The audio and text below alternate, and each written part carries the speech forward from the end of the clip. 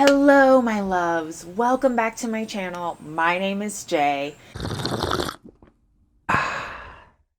And guys, what a beautiful freaking day it is today. It is lovely, it is crisp, it is fall, and I thought I'd just take advantage of my backyard and film out here so we can talk about my October reading wrap up. Guys, this is going to be my first reading wrap up for my channel, and I'm really excited about it for a number of reasons. So first, let me tell you that this will be a wrap up of the books that I read in October, obviously, but also there will be a couple books that I read and finished in September sprinkled in here, mostly because I did start my Magical Newts readathon in September, and of course I failed that massively. That's okay. That's fine. I accept that. We're past it. But I just didn't really get to do a wrap up for the month of September. I was too busy trying to get the readathon up and running on my channel and just getting my channel through a lot of changes. Anyway, just to give you an idea of how much I read this month, in October, I read, I believe, 10 books. It might actually be a little more, but regardless, at the minimum 10 books in October. Guys, I cannot tell you the last time I read 10 books in a freaking year. In a year. It had to have been before high school or before college. I just never had time for it after high school. I went off to college, became a history major, was always reading and writing for the sake of my major. And then I decided I wanted to give grad school a try. I ended up withdrawing from the program, but I was also reading and writing during that time. So after college was not a lot of time for pleasure reading. And then, after I came back from grad school, I just didn't find my footing with reading after that very easily. I read about 2 or 3 books a year, probably, up until this year. Guys, I graduated college in 2013. It is now 2019, so 6 years later, I am now reading 10 books a month. Like, what is that? I mean, it's just been the month of October, so who knows if I'll carry that number on. But anyway, it's beyond exciting. And can I tell you, one of the things that I really loved about switching my channel over to a more book-focused content is that I really got to rediscover my love for reading. It's always been there. I've always loved it. I've always loved stories and writing and just everything that goes with books. And to be able to sort of record my journey with books and rediscover my absolute passion for it has been a really magical time for me, all in the month of September and October. So, emotional rambling aside, let's get to the wrap up. So the first book that we're going to talk about for the October reading wrap up is House of Salt and Sorrows. So if you guys haven't read it, this book is about, the main character's name is Anna Lee, and she has 12 sisters. And they all have been mysteriously dying, and everyone thinks that the family is cursed. Honestly, guys, this was a bit of a sleeper for me. Like, I didn't think I was going to like it, and then I absolutely loved it.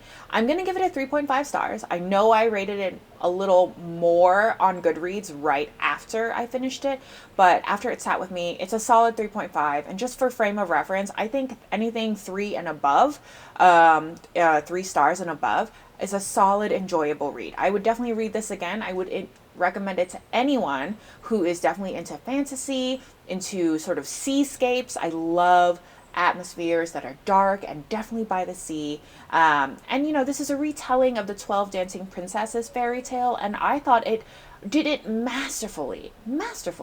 I loved it. The last 100 pages was a freaking ride, and I just enjoyed the heck out of it. So 3.5 out of 5 stars to House of Salt and Sorrows. The next book that I want to tell you about that I read actually in September is The Cruel Prince. I read this on audiobook, and guys, it was amazing. It started off with a freaking bang, like murder in the beginning, and it was fantastic, and I loved it. And you know what? I feel like Holly Black, the way she wrote this book, I should mention, if you haven't read it, The Cruel Prince is basically the main character's name is Jude.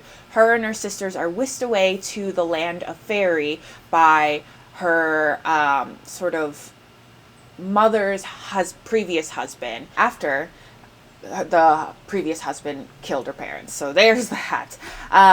But and basically the story is just about Jude trying to find her footing in the land of fairy, where it's a very hostile environment towards humans. And it was just an excellent read. Honestly, 5 out of 5 stars to The Cruel Prince, because if you like, Holly Black is very unapologetic in the way she loves fairies and fantastical imagery and creatures, and I thought it was just an unabashed story of absolute love for all things fantastical. And I thought a lot of people have said that they find it hard to like Jude, the main character, but honestly, I think she's kind of a badass, and she just tolerates a lot of stuff from the Fae that I think I would break down constantly over. So I really enjoyed the heck out of it. So that brings me to my next book that I read, and this one was in October, The Wicked King. Guys, The Wicked King was very good. Now, I'm going to go ahead and give it a 3.5 out of 5 stars. I rated it higher in Goodreads because I'm an impulsive rater. I was really excited by the ending of the book, but I do think it had sort of like middle book syndrome, where a lot of it was a bit, not filler, but it was building up to the third book that's coming out in November this month. I really enjoyed it. I think that it was good because it furthered Jude and Cardan's relationship.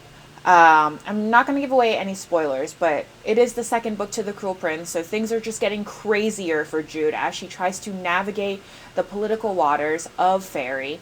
And like I said, things get strange and closer with her and Cardan, but then the way the book ends, it's freaking crazy. I really enjoyed the book. I'm really excited for Queen of Nothing when it comes out this month. Like I said, 3.5 out of 5 stars for a thoroughly enjoyable book. Definitely some annotations. The only problems I really had with it was that it really did feel like it was building up to the third book, and that happens. That's what happens in trilogies, so can't blame it for that. The next book that I want to talk about that I read in October and have not friggin' stopped talking about at all, is Nevernight. I have no words for this frickin' masterpiece of a book. I really don't. Jay Kristoff just blew my mind with this book. I was determined not to like it, honestly. I was really having troubles with all the footnotes, and the beginning was a lot of world building. I would say the first 80 pages was a bit tough for me to push through, but I did, and it paid off because, you know, this is obviously much thicker than just 80 pages. So there's a lot that happens in this book. But if you have not heard of it or you don't know about it, it's basically about our heroine's name is Mia Corvair. She witnesses her family get executed by the republic that she is a part of, and she vows vengeance by trying to join this assassin school called the Red Church. Frickin' fantastic. Action-packed, little bit of romance, steamy things happen, and just no matter what happens, Mia Corvair, is it Corvair or Corvair? I don't know. But Mia just does not stop. She is relentless in her goal to avenge her family. And I'm actually reading God's Grave, the second book right now, and it's everything about this series is so good. Yep, 5 out of 5 stars. Absolutely, hands down. So the next book that I read in October is Aragon. This was a reread for me. It was very nostalgic and very good. Now, and you know, I read it when I was probably in high school, early high school, maybe late middle school, and I'm just amazed at this book because it was written by 19-year-old Christopher Paolini was 19 when he wrote this book. I can't talk. I'm too excited. I'm sorry. This is me. Here I am. But if you do not know about this book, this is about Aragon. He is a young farmhand who stumbles upon a dragon's egg and has to go on adventures to escape people who are also seeking this dragon's egg. And, you know, eventually the dragon egg does hatch into Saphira, who is pictured here. It is fantastical. There are dragons, there are adventures and sword fights and wonderful things. It's very reminiscent of Lord of the Rings and Game of Thrones, if you're into that. It's very high fantasy, but very attainable. And it's a classic. It's an absolute classic. 5 out of 5 stars. You know what? Four out of 5 stars. There are some points where it gets a little like wordy and explainy, but I don't fault it for it. I think a solid 4 out of 5 stars for Aragon. The next book that was part of my Newt's Magical Readathon, I did read towards the end of September, almost October, was Sorcery of Thorns, guys. I have a whole video dedicated to why I did not finish this book. I will link it down below if you are interested in my negative thoughts about this book. This was DNF'd, honestly. I may come back to it, I may not. Honestly, I saw it on Scribd for an audiobook. I might just finish it that way eventually. I don't know why everyone liked this book. I don't know why. I just don't understand. I don't know. It's just, it was so slow. There was a good solid 150 pages that could have just been cut out of this book. And I made it to 300 pages and just couldn't do it. The writing was a little bit corny. I found the character development a little thin. And honestly, the only person I liked was, I think his name is Silas. He was a demon there that I enjoyed him because he was witty. But even his banter, the banter in this book is what really got me. I couldn't buy into what the things the characters were saying. It didn't feel very realistic to me. And it's unfortunate because the book is basically about, what's her name? I don't even remember. Elizabeth. She works in a library where libraries protect magical books that originate from wizards, and wizards are supposed to be, or rather sorcerers are supposed to be evil. These books, if they are left unchecked, are also very dangerous and evil. And, reading the description, it should have been a home run for me, and I'm sad that it wasn't. So 2 out of 5 stars. And I give it the 2 stars because the plot's cool. The next book that I want to talk about is Babysitters Coven. I did read this in October. I would say I would go ahead and give it a 3 out of 5 stars. It was very good. It was very young, but I took it at that value, at face value in that way. I really enjoyed the banter. It was a bit corny, but I expected that from something called Babysitters Coven. It's basically about a girl named Esme Pearl who grows into her powers at 17 years old, and she is trying to find out the history of her powers that involve her mother and this new girl that comes to town. And basically it's kind of like a cross between Buffy the Vampire Slayer and the Babysitters Club. However, let me just say that all of BookTube and all of Goodreads, social media, stuff like that have made that comparison, and it is fair. But I think in terms of quality of story, it's a little I will say I recommend it to anyone who wants a good, fun read. Like I said, 3 stars and above in my book is a thoroughly enjoyable read that I would read again and I would recommend to people. It is witchy, and I love witchy things, and I really enjoyed the book. So there's that. The next book that I read in October was City of Ghosts by Victoria Schwab. Guys, 5 out of 5 stars to City of Ghosts. I didn't know what I was expecting, but I should have known it was going to be a freaking home run for me. So City of Ghosts is about a girl named Cassidy Blake, and she, after a near-death experience, finds out she has the ability to talk to talk to ghosts, communicate with ghosts, see ghosts. And her parents are actually sort of like paranormal investigators, like ghost hunters, but the skeptical kind. So she ends up getting whisked away on an adventure with her parents because they decide they become a part of a reality TV show, and they go off to Edinburgh, the most haunted city in the world, and just adventures ensue. Spooky adventures ensue. And I loved every second of this book, and I need book 2. I truly do. It's just so excellent.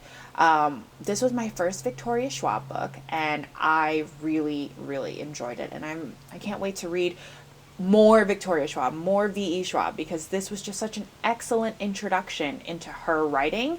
And it was spooky, it was adventurous, it was very middle grade, but also very accessible for all ages. I enjoyed the heck out of it. So the next book that I want to talk about is Nevermore, The Trials of Morrigan Crow by Jessica Townsend. This book was fantastic. So basically, it's about Morgan Crow. She was born on an unlucky day and she's destined to die at 11 years old on her 11th birthday when a mysterious and goofy kind of man, Jupiter North, swoops in and saves her from her fate. I have heard this book be talked about by Alexandra Roslin, one of my favorite booktubers, and honestly, I didn't know what to expect, but she talked about it often enough that I was like, all right, I just have to get it because she's a middle grade queen, and I love middle grade books. And this was so excellent. It's very reminiscent of Harry Potter and Roald Dahl and sort of Lemony Snicket's series of unfortunate events.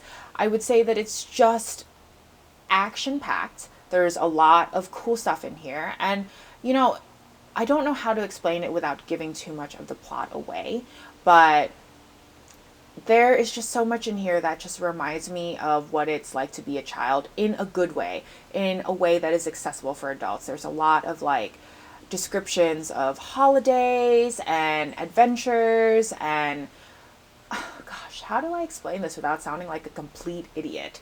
So basically, this isn't a spoiler, but because it's on the back, but basically Morgan has to contend for a spot in an elite society called the Wondrous Society. And she has to go through trials, so it makes me feel very like Goblet of Fire like, and the trials that they have to go through, that Harry has to go through in Goblet of Fire. And you know, it's also about like relationships between children and adults and the trust issues that are involved and just how truly impactful it is when a child does not get enough love from their relatives and close ones around them, and then how much they value that attention and that love when they do get it. It touched my heart in so many different ways, and I can't wait to read the second. So 5 out of 5 stars to Nevermore. The next book that I want to talk about is Red, White, and Royal Blue by Casey McQuiston.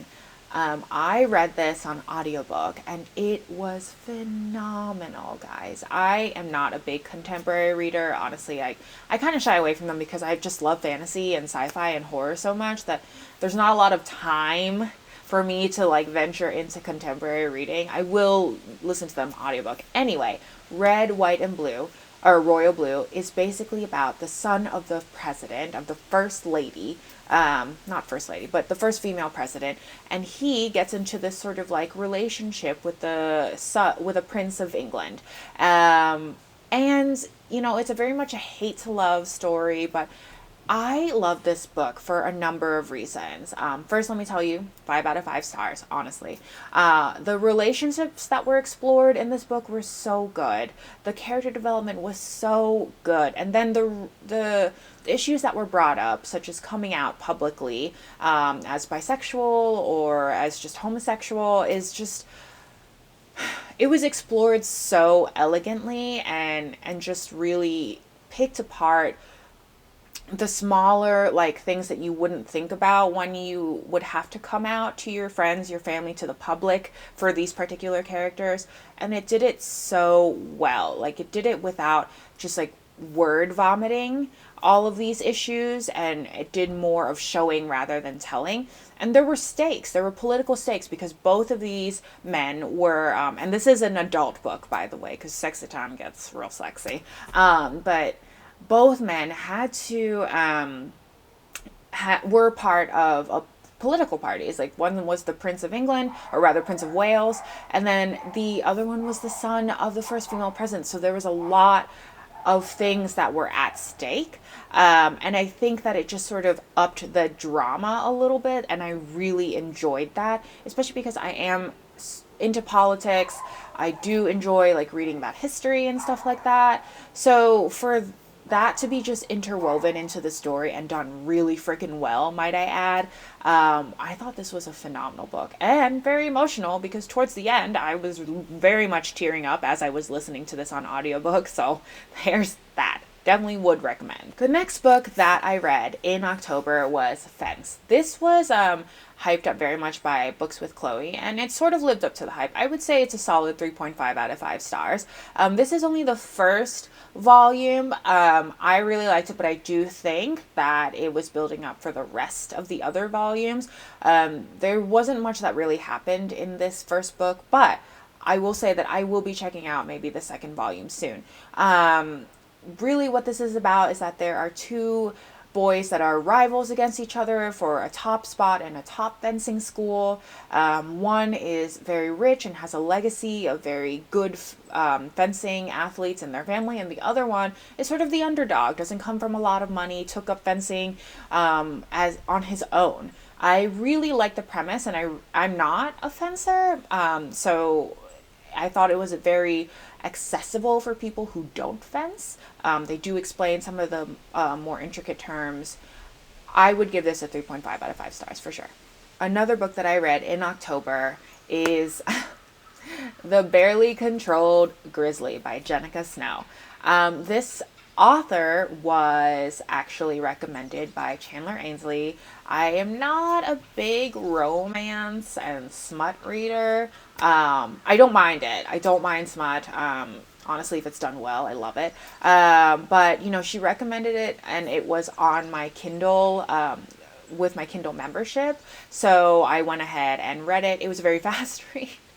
It was very smutty, and it was a good read. It was a good read. I thought it was very good in the sense that it was definitely very alpha male, because it's about men that turn into grizzlies and have to find their forever mate. But yeah, it was very alpha male, but they did it well in the sense that nothing was ever done without consent. So that's pretty cool. I would give it a 3 out of 5 stars. And, you know, I consider that a very good rating for a genre that I don't really go into all that often. It was a fun read. I literally read it all in like an hour or two, sitting on my bed on my phone, and it was great. It was fun. And so the next books that I read were Saga, Volume 1 and 2. Guys, I know that I have talked about these books in my vlogs pretty often, but they deserve a place here in this reading wrap up, because I did read them in October and they were fantastic. They were freaking fantastic. I freaking love them. I was not prepared to love these books as much as I did. So basically, Saga is about these two warring worlds that are in space, and the main characters, Alana and Marco, come together, they fall in love, they have a baby, and the books are just about them trying to find their way in these hard times between their people with a newborn baby. So there's that. And honestly, guys, the characters are so amazing. They're so easy to get attached to. I definitely found myself getting emotional a couple times, and I've only read the first 2 books. And my favorite character has got to be Lying Cat. It's just a big cat, kind of looks like a panther. And when she hears a lie, she goes, lying. The best. The friggin' best. I friggin' love it. 5 out of 5 stars to Saga. The next book that I want to talk about is the Tea Dragon Festival. Guys, this was so wholesome. It was so wonderful. I loved it. I have not read the Tea Dragon Society, which is the first book, but I did find this while I was in Asheville on a weekend vacation in a really wonderful bookstore called Malaprops, and I just had to get it. It'll be a wonderful memory to know that I got it from that bookshop, and also it's just such a cute book. Like, the pictures are fantastic. The art is fantastic. And basically, it's about these little dragons. They're basically like the size of pugs, I guess. And they grow tea leaves out of their head, so you can sort of harvest them. And it's a little weird to me, but it's so cute. The pictures are so cute. And there's like lots of wholesome lessons that are in the book. And it's just wonderful and so cozy to read. I'm definitely going to be rereading this year. It's very easy to get through. I literally got through it in like an hour, but loved it. 5 out of 5 stars. Guys, honestly, I'm pretty sure that was more than 10 books. I mean, they weren't all in October, but I read more than 10 books in like 6 weeks. That's pretty amazing to me. So that is my reading wrap up for the month of October. Let me know in the comments down below if you read any of these books recently. What were your favorite ones? What are you looking forward to reading in November? Let me know. And don't forget to subscribe. Hit the like button if you enjoyed the video. And don't forget to hit that notification bell so you always know when I've got good things coming to you. Bye, y'all.